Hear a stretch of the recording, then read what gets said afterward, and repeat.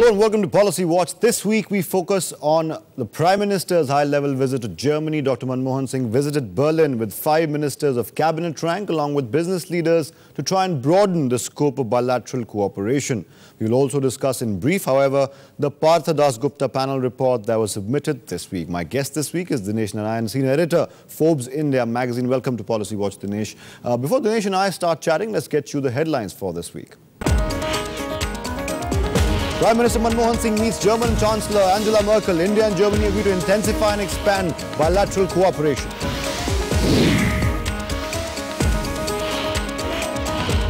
Germany and India ink 6 new agreements, including that for putting together €7 million for the next 4 years for joint research and higher education. A pact for a soft loan of €1 billion for strengthening the green energy corridor, also signed between the two nations.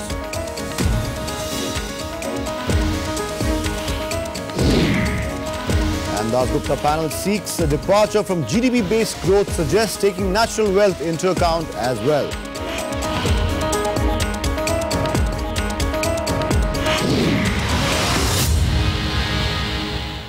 Those were the headlines. Let's get you straight, the top story straight away. Prime Minister Manmohan Singh was in Germany and chaired the second intergovernmental consultations between India and Germany in Berlin this past week. German Chancellor Angela Merkel also participated in these consultations. United Nations Security Council reforms were high on the agenda as well. India and Germany have pledged to put more effort to achieve the goal within the Group of 4 framework. The two countries also discussed the status of the European Union Comprehensive Free Trade Agreement, or FTA, and held talks on Afghanistan and Iran. During the visit, India sought technology and expertise from Germany in the field of renewable energy. Berlin is also likely to extend a line of credit worth over €1 billion in this regard. The first round of Indo-German intergovernmental consultations took place in New Delhi on May 31st, 2011. We filed a report. You take a look. Prime Minister Manmohan Singh was given a ceremonial reception in Berlin on Thursday. Manmohan Singh inspected the formal guard of honor during the reception at the Federal Chancellery.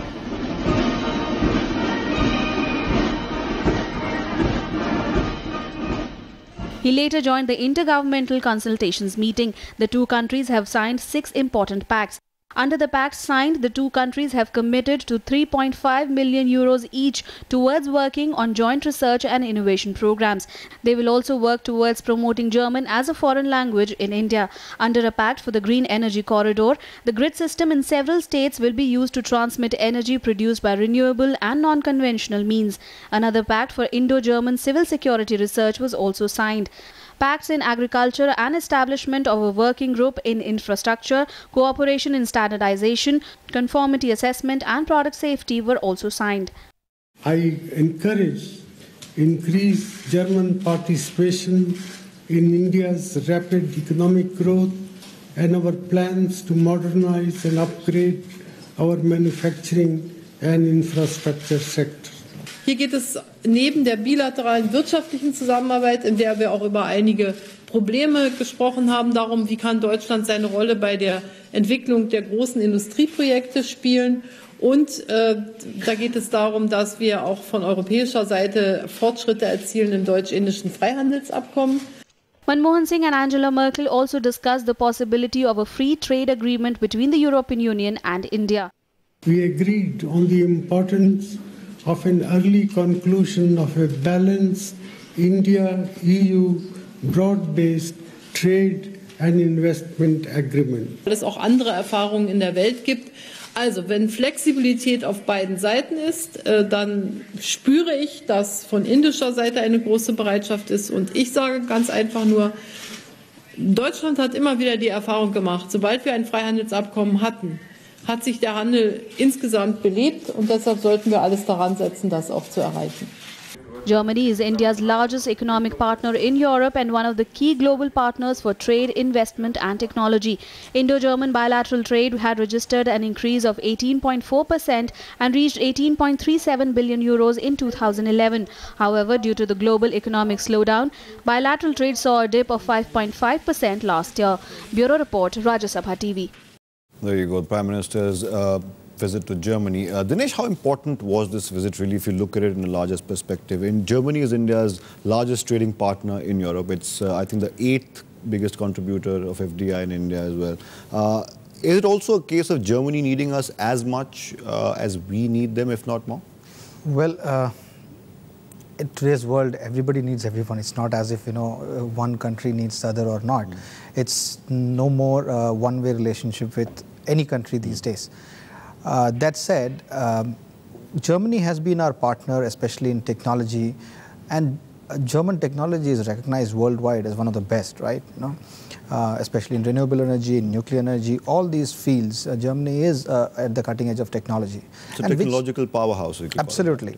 And Germany is one of the few countries which is an economic powerhouse in Europe, and the entire Europe is, kind of crumbling. Germany is the only one which is there, standing like a rock. Right. So obviously, the trade and economic cooperation between Germany and India is going to benefit both.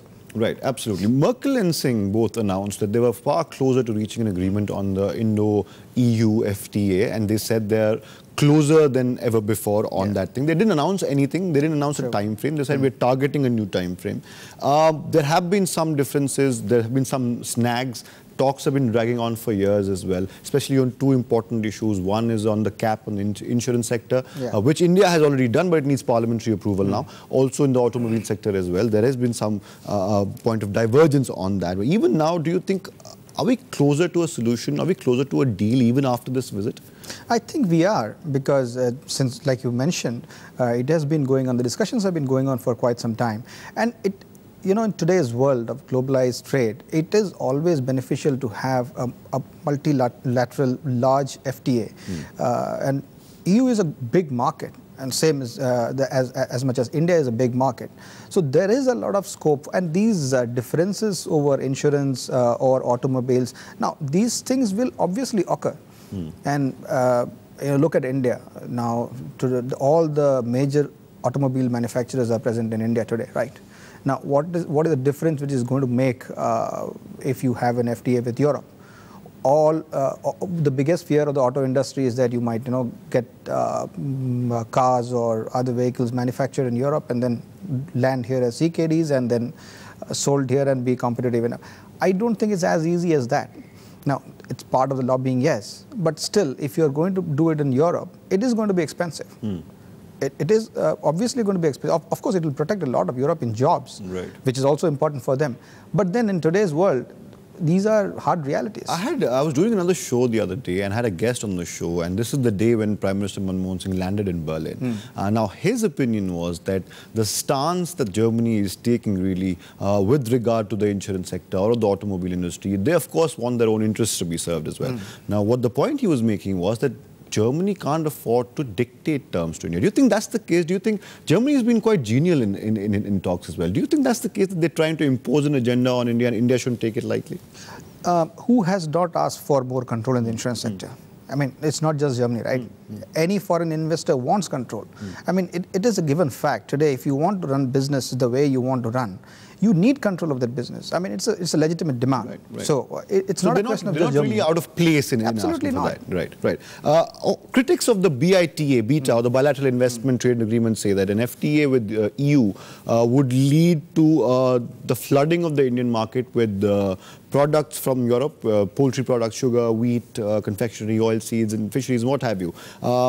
Especially the opposition inside India, particularly the principal opposition party, what they think is that that would lead to a compromise of, that would threaten the agricultural sovereignty of India. Thoughts on that? Would it really? Because let me ask you this question. I mean, we are today talking of food shortages in India, right?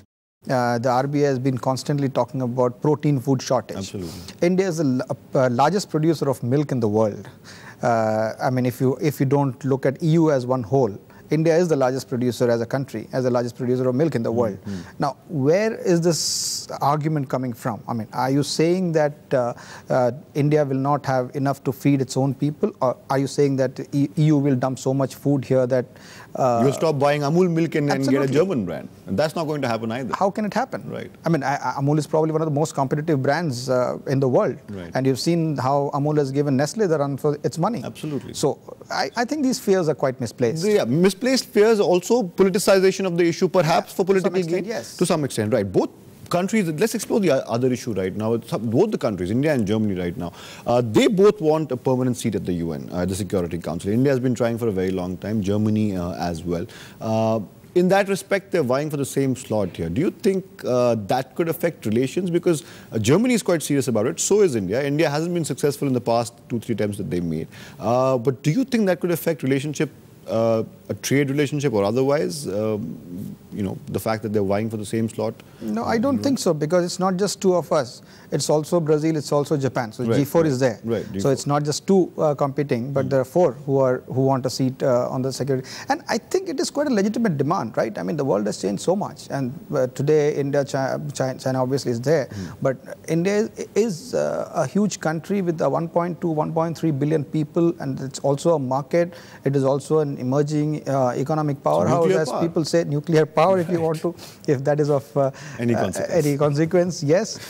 So all these things are there. So I think it is quite a legitimate demand from these four countries that they should be given some amount of say, or rather more say in the UN's work. Right. Slightly digressing from the India-Germany thing, the G4, for example, Japan, Brazil, China, and India. Japan, Germany, India, and most of the from Brazil. The G4 is about to meet soon, I think. The meeting is impending. Do you think the G4 has really played the constructive role that it was envisaged when it started out? Do you think it has fulfilled the sort of mandate it was given? See, it is based on this one agenda of Security Council, right? So I can't say if it has been fulfilled. I mean, if you take it that way, if this agenda has been fulfilled, it's not been fulfilled, right? Can we like put it like BRICS? It's a work in progress, the G4? See, BRICS is different. BRICS is again a construct which is, which kind of was coined by Goldman Sachs and Jim O'Neill, and it is not really a political construct, right? It came from a research paper. It came from a research paper, and then it kind of caught the imagination of the people, and it was the only logic behind that terminology BRIC was the large size of the market. Right. Nothing else. Right. Otherwise, there were not so many things in common or anything of that sort. So now that India and Germany have signed 6 MOUs, a ministerial level meeting is supposed to take place, I think, in Brussels, and Anand Sharma is also going there as well. Are we going to see more increased German interaction with us in the future? And is Germany already a very strategic partner of India, but not just in terms of trade and economy, but also issues in foreign policy? I think they also talked about Iran and Afghanistan as well. Do you see more increased cooperation between India and a bigger role for Germany in affairs that India concerns? Certainly. I mean, Germany is a whole player anyway. And India is also increasingly becoming involved in more international issues. So Afghanistan is one place. But then forget about Afghanistan and Iran. But the most important thing which would happen between Germany and India is the business and trade exchanges. This is what is the most important part of it. One of the biggest economies, or the biggest economy of Europe, and the third biggest economy the biggest economy in terms of market size in Asia, or the second largest in Asia.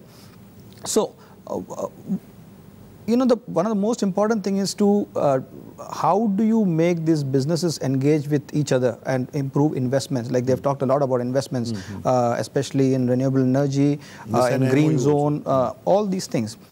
But there are issues, like for example, last year when Merkel came here, and not last year, 2011, when she came here, some of the issues discussed, there was this issue of Madhepura factory, railway factory in Bihar.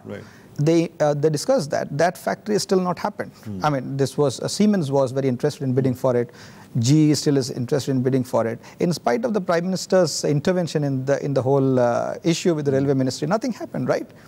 So, if these kind of issues are not resolved, I don't know where so you can talk these things at this highest level, but when it comes to the ground, you have to really make progress. That's where the key lies. Implementation of these small details. If a small factory in Madhepura can't be started, then how do we agree on these? Not even started. I mean, all these foreign companies were interested in bidding for that. They were asking for the tender to be floated. That has not been done. Even that hasn't been done. Hasn't been done. And what does that say really about the big high-level delegation? And that remains to be seen what implementation, if there will be a change in implementation of these strategies that they've discussed in Berlin. We'll take a small break right now. We'll come back and we'll chat a little bit more with Dinesh Narayan on the second story that we'll be discussing. Will be the Partha Dasgupta panel. That report has come out. The Partha Dasgupta panel, of course, was a brainchild of former Environment Minister Jairam Ramesh. It has come out with a new sort of fresh approach on how to measure the economic wealth of the country. That and more on the other side of this break. Keep watching Policy Watch.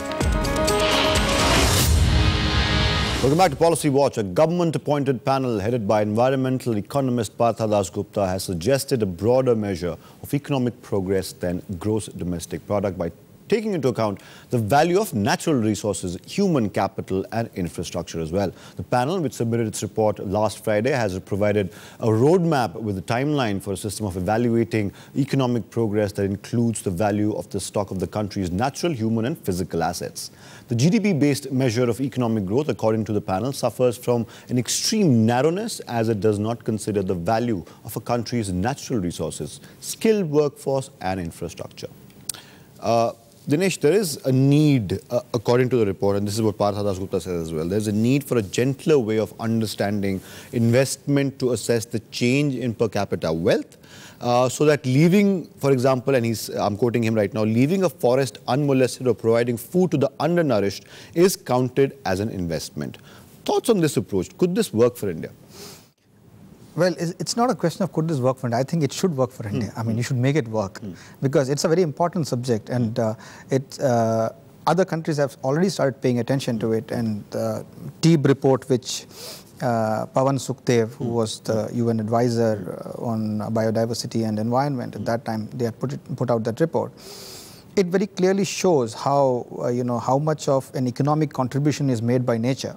And if that is not taken into account, and you are just drawing from it, right? Now, I think it's quite an important step now that the panel has suggested. Hopefully some things will happen on that. Right. The panel's recommendations haven't been made public yet, so we don't know what exactly they've recommended. But if these measures are taken, whatever these measures are, according to the timeline,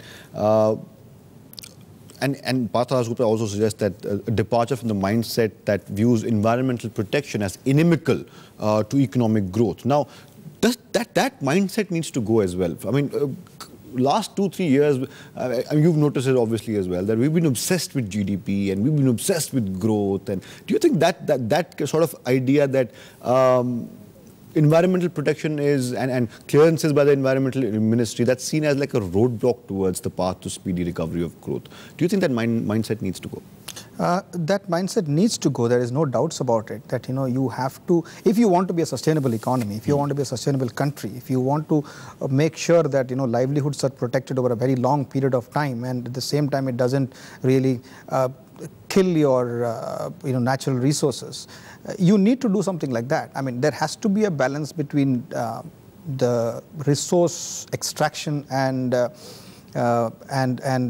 economic development and protecting the country's environment, the air, water, forest, everything. How do you think the industry is, if these measures are implemented, how do you think industry is going to react to that? They're not going to like it.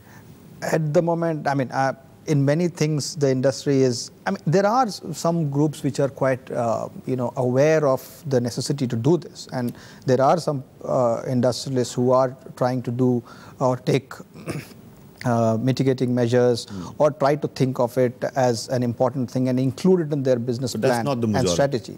That's certainly not the majority. Certainly not the majority. And there is a much more awareness. And I'm sure that as the interaction with the global business community increases, there is a much more awareness in the global business community about it. So there is an initiative which is going on right now for the past 2-3 years actually. That, I mean, it is not completely done yet.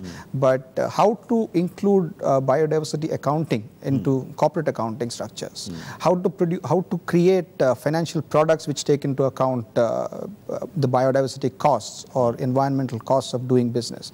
So these are some of the things which some of the international insurers and financial companies are working on.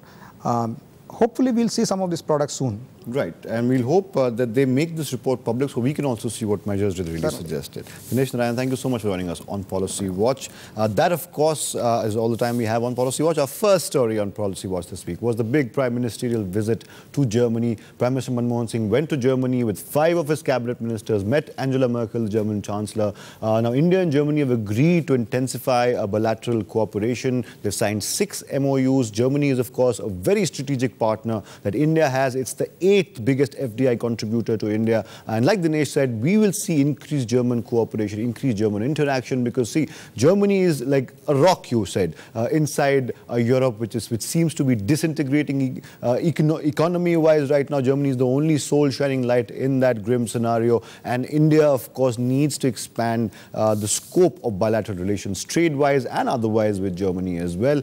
We've signed 6 MOUs with Germany. We'll have to wait and watch. And one more thing that Dinesh mentioned was the implementation. He gave the Madhepura example as well. If that could happen, how will these big MOUs really be implemented? We'll have to wait and watch for that. For the timing, of course, both sides are very happy with it, and they've agreed to increase cooperation. The second story on Policy Watch this week was the Partha Gupta panel giving their recommendations and suggesting a fresh departure from a GDP-based growth. Now they're suggesting taking natural wealth into account as well. The natural wealth, human labor as well, human capital and skilled workforce. And that, of course, and my guest agrees with me that it should work for India. It's not a question of whether it could work, but it needs to work for India. We have to get in line. We have to see what international corporates are really doing in terms of biodiversity, in terms of going green as well. So we'll have to wait and watch what exactly the recommendations are of this particular panel. But for the timing, they submitted a report. It came in last Friday,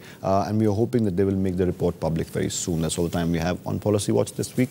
Atar Khan saying goodbye, good night, and thank you for watching.